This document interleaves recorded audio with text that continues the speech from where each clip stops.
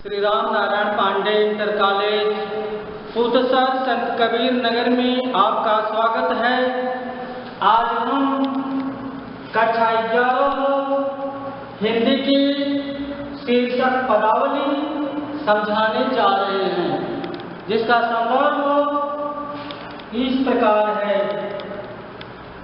प्रस्तुत पद्यांश हमारी पाठ्य पुस्तक काव्यांजलि की पदावली शीर्षक से उद्धृत है। इसके रचयिता संत कबीर दास जी हैं। प्रसंग समझिए।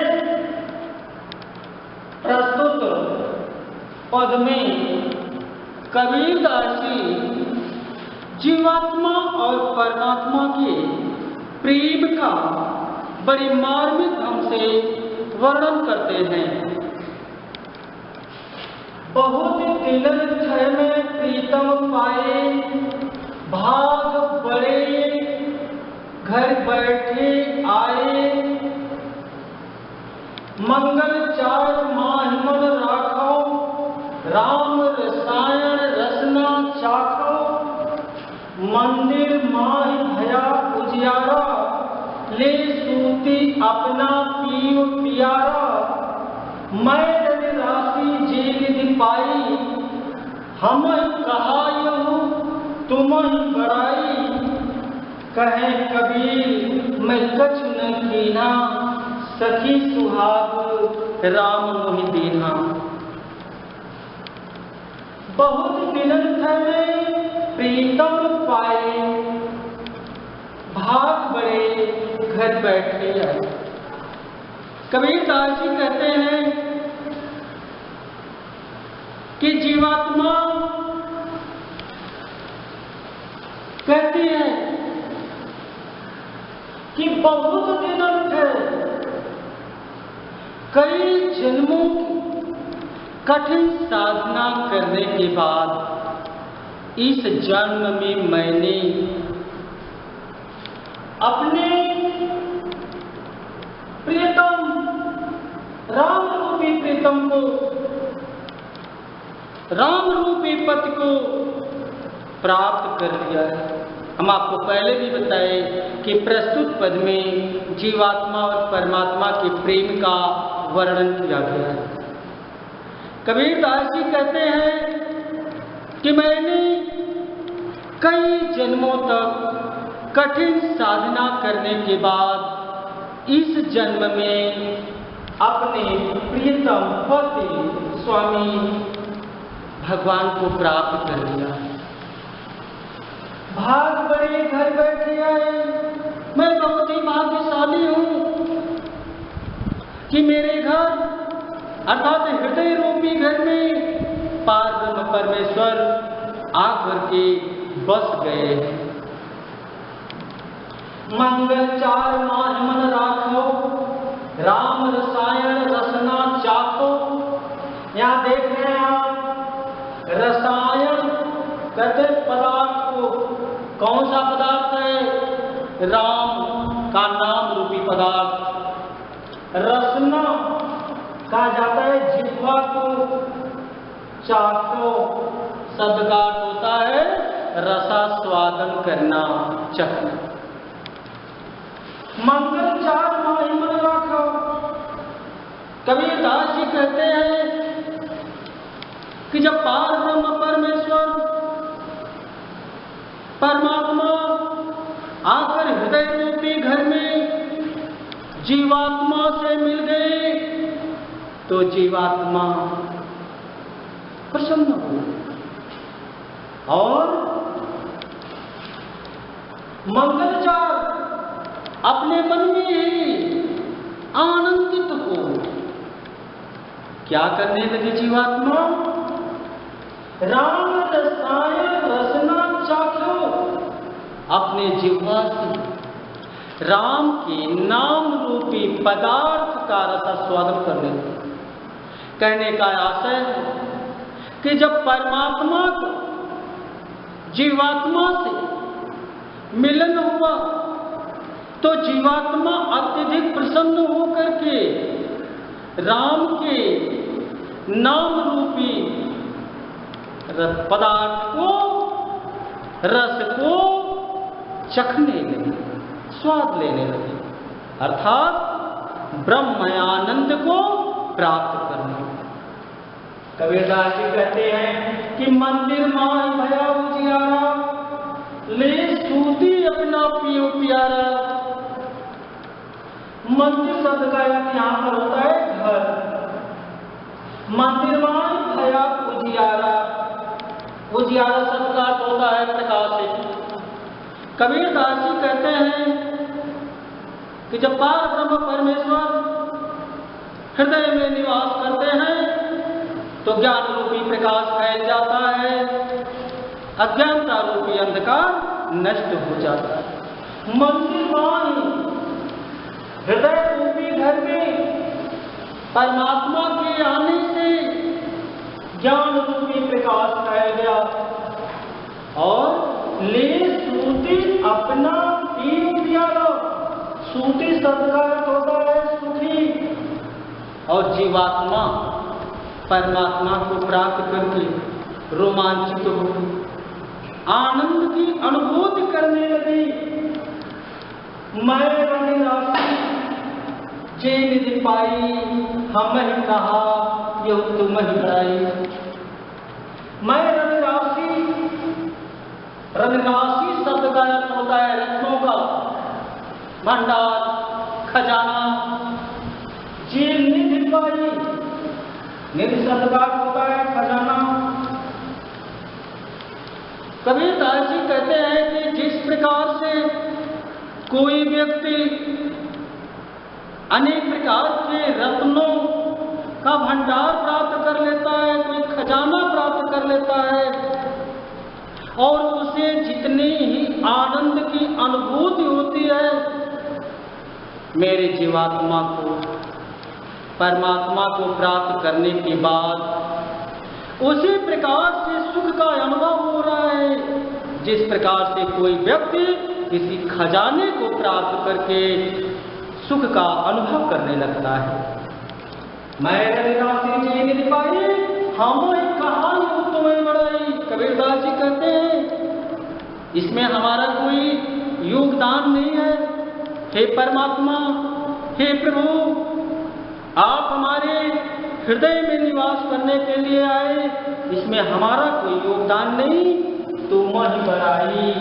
ये आपकी कृपा है, आपकी महानता है, आपका बड़प्पन है, आपका ही योगदान है कि आप अपने भक्त के ऊपर प्रसन्न होकर के उसके हृदय में, हृदय रूपी घर में निवास करने के लिए आ गए हैं। अगले पक्ष देखें, कहे कबीर मैं तुझ न दीहा, सखी सुहाग राम मुझ की। कबीरदास जी कहते हैं कि इसमें हमारा कोई योगदान नहीं। अरे उन प्रियतम पार ब्रह्म परमेश्वर की कृपा है, राम की कृपा है कि वही आकर के हमारे हृदय में निवास कर रहे हैं, जिनके कारण हमारे हृदय के अंदर मोह, माया, अज्ञानता रूपी अंधकार समाप्त हो गया और ज्ञान रूपी प्रकाश फैल गया, जिसके कारण हमारा हृदय गंगा की धारा की तरह स्वच्छ निर्मल हो गया। आइए ले चलते हैं हम आपको पद संख्या 2 की ओर। पद संख्या 2 में कबीरदास जी ज्ञान के प्रभाव का वर्णन करते हैं। यह पद संख्या 2 का प्रसंग है। पद संख्या 2 में कबीरदास जी ज्ञान के प्रभाव का वर्णन करते हैं। लिखते हैं, संतो भाई आई ज्ञान की आंधी रे, भ्रम की टाटी सबे उड़ानी, माया रहे न बांधी रे। दुजते के तो धुनी गिरानी, मोह बलिदा टूटा, तृष्णा छान परी घर ऊपर, क्रोध का भाड़ा फूटा। जोग जुगत कर संतो पाधी, निर्जो छुए न पानी, कूड़ कपट काया का निश्चा, हर के गति जब जानी। वीर भानुकी प्रगटे उदित भयात्म सीना। बड़ी अच्छी बात लिखते हैं, मर्मस्पर्शी बात लिखते हैं कबीरदास जी कि ज्ञान का प्रभाव कितना बड़ा होता है। ध्यान दीजिए, संतो भाई आई ज्ञान की आंधी। कबीरदास जी कहते हैं कि हे संतजन, अब तो ज्ञान की आंधी आ गई। कबीरदास जी कहते हैं हे संतजन, अब तो हमारे हृदय में ज्ञान की आंधी आ गई है, ज्ञान का प्रकाश फैल रहा है। कैसी आंधी है? देखिए आप निचली पंक्ति में कि भ्रम की टाटी सब पुरानी माया रहल माधीरे। जिस प्रकार से आंधी आती है, छप्पर या कोई पर्दा उड़ जाता है। कबीरदास जी कहते हैं कि आंधी तो आ गई, लेकिन वो ज्ञान की आंधी है, और उस ज्ञान की आंधी के कारण भ्रम की टाटी, हमारे हृदय में जो भ्रम है, जो अज्ञानता है, उसका जो टाटी अर्थात पर्दा है, वह ज्ञान की आंधी के द्वारा उड़ गया। अर्थात मेरा हृदय स्वच्छ और निर्मल हो गया है।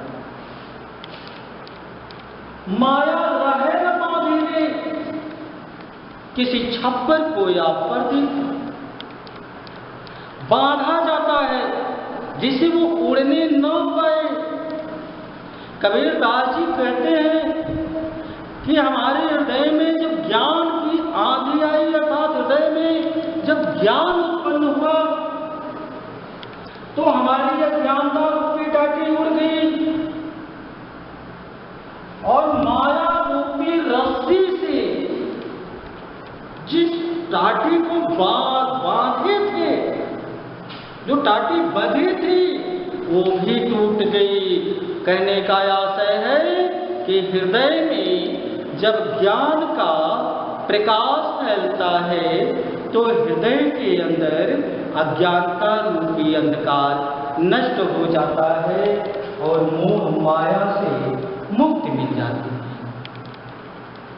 दुष्टे के दुष्टुने गिराने मोह बलेगा टूटा। कबीरदास जी कहते हैं कि जीवन में काम, क्रोध, मद, मोह, लोभ, अहंकार, ये अनेक प्रकार के मनोविकार हैं जो भक्ति में बाधक होते हैं। कबीरदास जी कहते हैं कि दुष्टे की दुष्टुनी गिरानी, ज्ञान की आंधी इतनी तेज थी कि मोह माया, मोह का, अहंकार का जो दो थूने लगे थे, जिस पर ये छप्पर रुका हुआ था, ज्ञान की आंधी के द्वारा वो दोनों मोह रूपी थुन्नी टूट गई। कहने का आशय है कि हृदय में जब ज्ञान उत्पन्न होता है, तो माया, मोह, काम, क्रोध, लोभ, ये सब दूर हो जाता है। और क्या हुआ? मोह बलेगा टूटा। बलेगा शब्द का अर्थ होता है जिसे सातीर कहते हैं, जिस पर कोई छप्पर रुका रहता है, उसे बलेगा कहते हैं। सातीर भी कहा जाता है। किसका बना हुआ है? मोह, बलेगा टूटा। कबीरदास जी कहते हैं कि जब ज्ञान की आंधी आई, तो जो दो थूनी थी, माया की, अहंकार की, वो टूट गई। अर्थात हृदय के अंदर माया और मोह समाप्त हो गया, अहंकार नष्ट हो गया, मोह बलेगा टूटा और मोह रूपी बल्ले भी टूट गई। अर्थात माया, मोह, काम, क्रोध, लोभ, ये सब अहंकार सब दूर हो गया। तृष्णा छान परी घर ऊपर। कबीरदास जी कहते हैं कि ये लालच रूपी छप्पर जो हमारे हृदय के ऊपर आच्छादित था। कबीरदास जी कहते हैं कि लोग लालच रूपी छप्पर जो हमारे हृदय रूपी घर के ऊपर आच्छादित था, जब ज्ञान की आंधी आई अर्थात हृदय के अंदर ज्ञान प्रकाशित हुआ तो क्या हो गया? वो छप्पर नष्ट हो और उस छप्पर के टूटने से लालच रूपी छप्पर के, ईर्ष्या रूपी छप्पर के, कपट रूपी छप्पर के टूटने से कुबोध का भारा टूटा। हृदय रूपी घर में रखा हुआ भारा शब्द का होता है बर्तन, जो कुबोध रूपी दुष्ट बुद्धि रूपी बर्तन था वह टूट गया। कहने का आशय है कि हृदय के अंदर जब ज्ञान उत्पन्न हो जाता है तो बुद्धि अच्छी हो जाती है। तो लिखा देखिए आप, जोग जुगत कर संतो पाते निर्चू चुए लपाड़ी, कूड़ कपट काया का निक्सा हर के गद जब जाड़ी। कबीरदास जी कहते हैं कि बड़ी युक्ति से सज्जनों ने हृदय रूपी घर को इस प्रकार से सुरक्षित रखा था कि उसमें से निर्जु चुए न पानी, लेस मात्र कपट न रह जाए, ईर्ष्या न रह जाए, हृदय गंगा की धारा की तरह स्वच्छ और निर्मल हो। किंतु कूड़ कपट का निक्सा हर की गति जब जाने, हर की गति जब जाने कूड़ कपट काया का निक्सा। कबीरदास जी कहते हैं कि जब ईश्वर की कृपा हुई तो कूड़ कपट, कपट रूपी जो कूड़ा था, कपट रूपी हृदय के अंदर जो गंदगी थी वह नष्ट हो गई, दूर हो गई।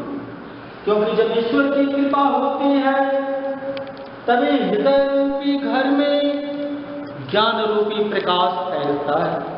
कबीरदास जी कहते हैं कि जब ईश्वर की कृपा हुई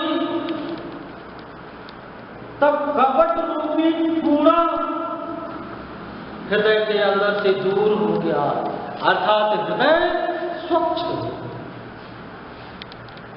आगे पीछे जो जल उठा प्रेम हरि जल नीना। कबीरदास जी कहते हैं कि जिस प्रकार से आंधी समाप्त होने के बाद स्वच्छ जल की वर्षा हो और सब कुछ जलमग्न हो जाता है, ठीक उसी प्रकार से ज्ञान की आंधी आई और आंधी समाप्त होने के बाद प्रेम हरि जल मीरा, ईश्वर के प्रेम रूपी जल की इस प्रकार वर्षा हुई कि संपूर्ण शरीर उनके प्रेम रूपी जल से जलमग्न हो। कहने का आशय कि हृदय के अंदर जब तक काम क्रोध मद मोह लोभ अहंकार रहता है तब तक अज्ञानता रूपी अंधकार भी आच्छादित रहता है।